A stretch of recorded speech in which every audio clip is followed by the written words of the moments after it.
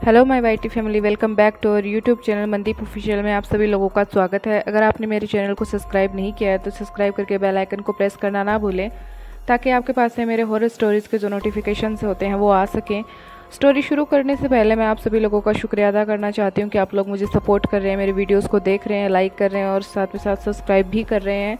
तो ऐसे ही मेरा सपोर्ट करते रहें ताकि मैं अपने 1 के सब्सक्राइबर चार्ज और वॉच आवर्स अपनी कंप्लीट कर सकूं। तो चलिए आज की कहानी शुरू करते हैं। आज की कहानी एक डायन के ऊपर होने वाली है और साथ ही साथ ये कहानी मुझे रुचिका जी ने भेजी है, तो मैं उन्हीं के नाम से आपको एक कहानी सुनाना शुरू करूँगी। मेरा नाम रुचिका है, मैं प्रतापगढ़ की रहने वाली हूँ। ये हादसा मेरे साथ तब हुआ था जब मैं 16 साल की थी। मैं ये कहानी आपको बताऊंगी, लेकिन शायद हो सके आपको लगे कि ये शायद फेक हो सकती है, बट नहीं, ये रियल है और मेरे साथ हुई थी। मैं अपने ननिहाल गई हुई थी गर्मियों की छुट्टियों में। वहाँ पे मेरे नाना नानी जी रहते हैं, मेरे मामा और मामी नहीं हैं, तो बस वो 2 ही रहते हैं, इसलिए हर गर्मी की छुट्टी में मैं वहाँ पे चली जाती हूँ। वो मुझे ढेर सारा प्यार करते हैं, मेरे साथ बातें करते हैं, टाइम स्पेंड करते हैं, तो ये मुझे बहुत अच्छा लगता है, क्योंकि गांव की जो लाइफ होती है वो शहरी लाइफ से बहुत अलग होती है, इसलिए मुझे वहाँ पर जाना अच्छा लगता है। इस बार भी मैं गर्मियों की छुट्टियों में अपने ननिहाल चली गई थी। मैं और हमारे पड़ोस में एक लड़की थी। हम दोनों शाम के वक्त एक गेम खेल रहे होते हैं, तो पता नहीं क्या होता है कि मैं अपनी चप्पल निकाल करके दूर फेंक देती हूँ। फिर मैं अपनी फ्रेंड को कहती हूँ कि जाओ तुम ढूंढ कर लेकर आओ, पर वो कहती है कि मैं तो नहीं जाने वाली, तुझे जाना है तो तू जा। फिर मैं कहती हूँ कि ठीक है, तू रहने दे, मैं ही ले आऊँगी। फिर मैं दूर जाती हूँ, तब एक झाड़ी के नीचे मेरी चप्पल पड़ी रहती है, तो मैं जब उसे उठाती हूँ तो अचानक ही मेरे हाथ के कोई एक थैली टच होती है। मुझे फील होता है कि हाँ, यहाँ पे कुछ गड़ा हुआ है और मुझे इसे निकालना चाहिए, पता नहीं इसके अंदर क्या होगा। क्यूरियोसिटी सबको होती है, मुझे भी थी, तो मैंने सोचा कि चलो इसे निकालते हैं और देखते हैं कि इसके अंदर क्या है। जैसे ही मैंने उस थैले को बाहर निकाला तो उस पोटली के अंदर 2 कंगन थे। वो कंगन इतने सुंदर और इतने आकर्षक थे कि मैं उन्हें अपने साथ अपने घर ले आई। उसके बाद मैंने नाना नानी जी को ये दिखाया, तो नानी जी डरते हुए कही कि ये तो क्या उठा ले आई है। मैंने कहा कि मेरी चप्पल एक झाड़ी के नीचे गिरी हुई थी, तो मैंने जब उसे उठाया तो वहाँ पे एक पोटली भी थी, तो मैंने उसे निकाल लिया और उसके अंदर 2 कंगन थे, तो मैंने सोचा कि मैं ले आती हूँ और आप लोगों को दिखा देती हूँ। नानी को परेशान होता हुआ देखकर मैंने उनसे पूछा कि क्या हुआ नानी, आप इतनी परेशान क्यों हैं, आप इतनी परेशान तो कभी रहते ही नहीं हो।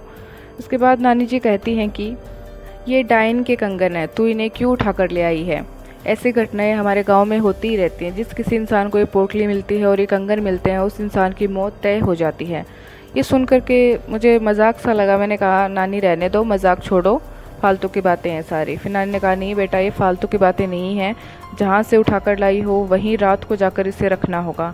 मैंने कहा कि ये सब ऐसे नहीं होता है, ये सब गाँव वालों की फालतू की अफवाहें होती हैं और कुछ नहीं है। ये कह कर के मैं वो कंगन वहीं नानी के हाथ में छोड़ देती हूँ और मैं सोने के लिए चली जाती हूँ खाना खा के। पता नहीं रात को 3:30 बजे क्या होता है कि मुझे किसी के रोने की आवाज़ सुनाई देती है। मैं अपने कमरे में उठती हूँ, देखती हूँ कि कोने में एक औरत जिसकी बड़ी बड़ी लाल आंखें थी और सुर्ख लाल उसके होंठ थे, वो मुझे देख करके रो रही थी। ये देख करके मैं डर गई। मैंने सोचा कि इतनी रात को मेरे कमरे के अंदर कौन औरत रो रही है। देख करके मैं जल्दी से भाग के बाहर नानी जी के पास गई।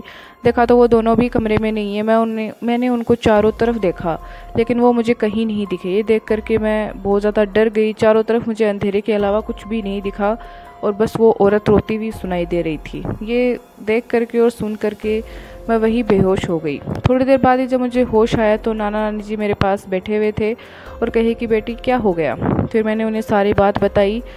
तब नानी जी ने कहा कि मैंने तुझे कहा था ना, जो वो कंगन लाता है वो डायन उसका पीछा करना नहीं छोड़ती। ऐसी पोटलियों में ऐसी ताकतों को कैद करके रखा जाता है। तूने वो पोटली खोल करके उनको आज़ाद कर दिया है। सुन करके मैं ज़ोर ज़ोर से रोने लगी। मैंने कहा कि नानी जी अब मैं क्या करूं। नानी जी ने कहा कि करना कुछ नहीं है, रात को जाना होगा तुझे 10 बजे और उसी पोटली में और उसी जगह पर ये कंगन डाल के छोड़ने पड़ेंगे। मैंने कहा कि ठीक है, मैं अभी चली जाती हूँ। नानी जी ने कहा कि नहीं बेटा, रात को ही जाना होगा और अकेली को ही जाना होगा, तो ये काम हो सकता है, नहीं तो ये काम कभी नहीं होगा। ये बात सुन करके मैंने जैसे जैसे करके पूरा दिन निकाला और 10 बज गए। उस वक्त मैं गार्डन में वहीं चली गई।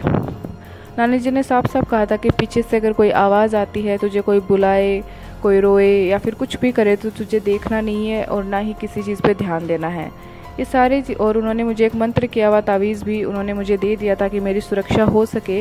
इसके बाद मैं गार्डन में चली गई। मुझे जैसे जैसे मैं कदम बढ़ा रही थी झाड़ी की तरफ, वैसे ही मुझे लग रहा था कि कोई ज़ोर ज़ोर से रो रहा है, कोई मेरे पीछे चिल्ला रहा है, कोई मुझे घूर घूर के देख रहा है। ये सब देखकर मुझे डर तो बहुत लगा, लेकिन मुझे नानी जी की बात याद थी और उनके दिए हुए तावीज़ पर भी मुझे पूरा यकीन था। जैसे जैसे मैंने कदम आगे बढ़ाए, वैसे ही थोड़ी देर बाद वो डायन मेरे सामने आकर के खड़ी हो गई। ये देख करके मेरा खून वहीं जम गया और मेरे रोए उठ गए। उसके बाद मैंने देखा तो उसकी बड़ी बड़ी लाल आंखें थी, सुर्ख लाल होठ थे और बड़े बड़े उसके हाथ की जगह उसके पंजे थे। ये सब देख करके मैं बहुत ज़्यादा घबरा गई, लेकिन मुझे मेरी नानी जी के दिए हुए तावीज़ पर बहुत ज़्यादा यकीन था। फिर मैंने उसे नज़रअंदाज करते हुए मैं आगे की तरफ निकल गई। नानी जी ने कहा था कि बेटा उसे नज़रअंदाज करना होगा, अगर तुम देख करके डर जाओगी तो वो तुम्हें मार देगी। उसके बाद मैं उसे नज़रअंदाज करके उस झाड़ी के पास चली जाती हूँ और वो कंगन रख के वहीं गाड़ देती हूँ। उसके बाद मैं तुरंत वहाँ से भाग जाती हूँ, नानी के पास आकर उन्हें सारी बात बता देती हूँ। इसके बाद वो मुझे पंडित जी के पास ले जाती हैं, पूजा पाठ करती हैं। उस दिन के बाद से मेरे साथ में ऐसा कोई भी हादसा नहीं होता है। Thank you so much for watching this video. ऐसे ही हॉरर स्टोरीज़ के वीडियोज़ के लिए मेरे चैनल को सब्सक्राइब करना ना भूलें। मैंने बहुत सारी और भी हॉरर स्टोरीज़ बना रखी हैं, आप वो भी देख सकते हैं। प्लीज़ मुझे सपोर्ट कीजिए ताकि मैं भी अपनी लाइफ में सक्सेस हो सकूं। Thank you so much.